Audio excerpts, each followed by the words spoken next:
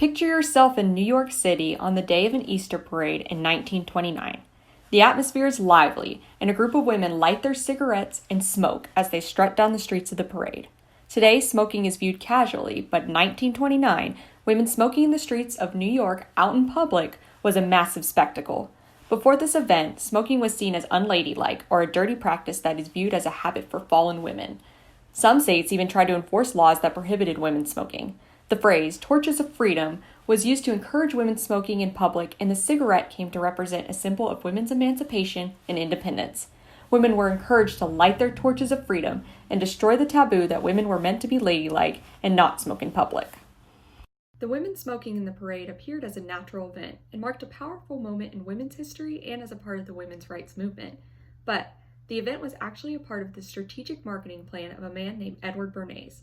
Bernays had paid a group of women, including his own secretary, to light Lucky Strike branded cigarettes at the parade. It was the American Tobacco Company that had hired Bernays who successfully changed the narrative surrounding women smoking.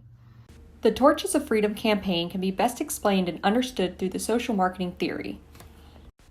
The social marketing theory was proposed by Philip Kotler and Gerald Zaltman in the 1970s and explained how the same marketing techniques that are used to sell products could also be used to sell behaviors, ideas, and attitudes to the public.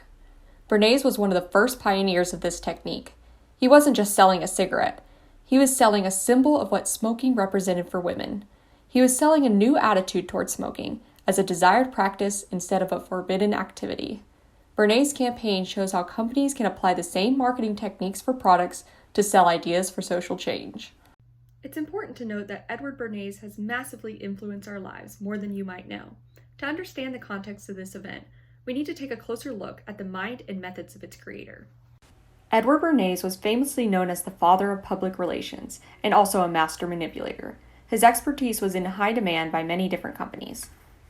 For example, Beech-Nut Packing Company needed to increase the consumption of bacon. They hired Bernays, who convinced America that they needed a hearty and filling breakfast. The same man that convinced women to smoke is also the man that convinced you bacon and eggs was an appropriate breakfast. Bernays was heavily influenced by his uncle, the famous father of psychoanalysis, Sigmund Freud. He first got the idea to represent the cigarette as a torch of freedom from Freud. Freud notioned that people are often driven by irrational forces, and Bernays sought to use these forces to manipulate the public's buying behavior without them knowing it. Bernays' use of new marketing techniques in the Torches of Freedom campaign are more clearly understood through the lens of the social marketing theory. The theory can be organized by 6 main features. Number 1, create audience awareness. Number 2, target the appropriate audience. Number 3, reinforce the message. Number 4, cultivate images or impressions. Number 5, stimulate interest. And number 6, induce the desired result. So step 1, create audience awareness, which means making sure that the audience is aware through the media that a concept or idea exists. Bernays tactically picked a large event that would have a high attendance and would be captured by multiple outlets of the media. Step 2, target the appropriate audience.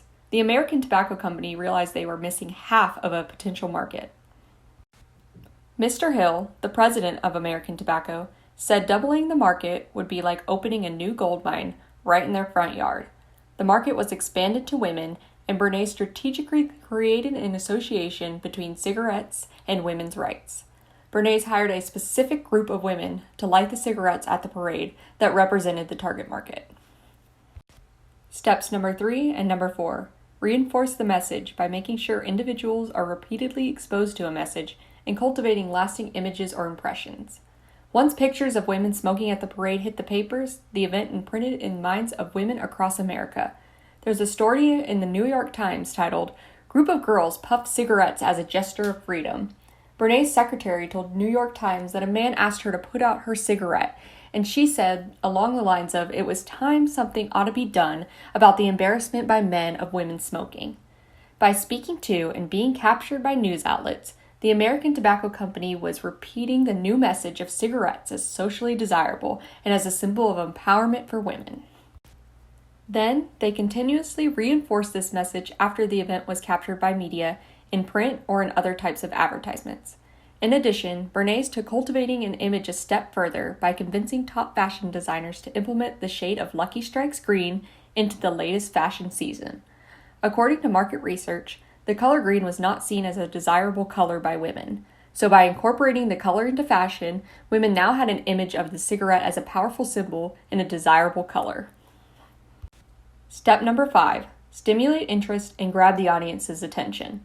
According to the theory, dramatic events and surprising actions tend to stimulate the most interest.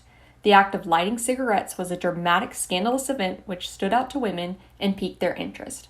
Cigarettes stimulated women's interest to the point that they were viewed as desirable and liberating.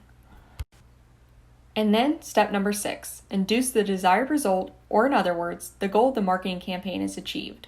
The goal of the Torches of Freedom was to increase the tangible sale of cigarettes to women through changing the cigarette social taboo. Tangible sales of cigarettes skyrocketed, and the campaign targeted to women continued to prove a great success. The sale of cigarettes at the beginning of the 20th century created a large effect on the continued role of tobacco in society. Advertisements started to showcase attractive young women, and advertising companies began to find different ways to appeal to the women's market, such as advertising cigarettes as a weight loss product. Now that through the social marketing theory, we saw how women were used as props to sell cigarettes and how the phrase Torches of Freedom originated from a marketing ploy, it's difficult not to question the ethics surrounding the event. Cigarettes represented as women's torches of freedom at the parade is a prime example of the debate on marketing as a form of exploitation or empowerment. There's a combination of both marketing a product, in this case cigarettes, which is promoted by an idea for social change, and again in this case being women's emancipation. Edward Bernays held the ideology that public relations was pro-democracy, since propaganda could be used to persuade masses toward deserving causes and minority interests. Bernays introduced a new idea to public relations that propaganda could serve to advance social good. The 1929 Torches of Freedom Parade is normally thought of as an example of Bernays' expertise in putting on a publicity stunt, but rather the event could represent tying a minority group's interests to the selling of a product. He did not focus on the benefits of smoking, but rather promoted a pro-social message of women's independence. However, even though the Torches of Freedom encouraged women's rights, later advertisements did not. An ethical problem marketers must face is defining what they consider to be socially good, as they are responsible for influencing the behaviors of the public. Author George Bernkert, in the journal article Ethical Challenges of Social Marketing, explains that marketing designed for smaller scale cases generates little to no ethical opposition, such as a product for assisting parents with a child who has trouble with digestion. However, more controversial topics have more ethical challenges to overcome. An example from the text used social marketing to reduce diabetes, but encouraged genetic testing as part of the process. The Torches of Freedom campaign and the women's smoking was a controversial topic that influenced the women's rights movement. Therefore, there's increased ethical challenges regarding this campaign. Marketing can be seen as a tool that builds mutualistic relationships between company and consumer. Companies may be able to use tactics of social marketing to sell a product by simultaneously selling an idea.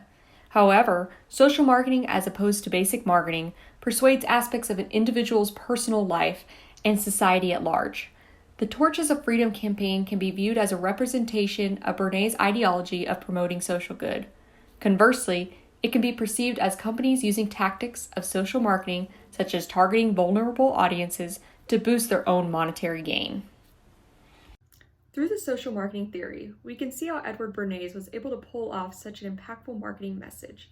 By creating awareness, targeting the right market, reinforcing the message, forming audience impressions, and stimulating their interests, Bernays produced the desired result of successfully tying the sale of a product to a social change initiative. He created a shift in the early 20th century as cigarette companies used marketing to change the stereotypes surrounding their product. The tobacco industry profited from the rise of feminism and advertised smoking as a symbol of women's emancipation. It wasn't just a lucky strike. It was a calculated marketing display. Here are some of my references, and here's the rest of the references.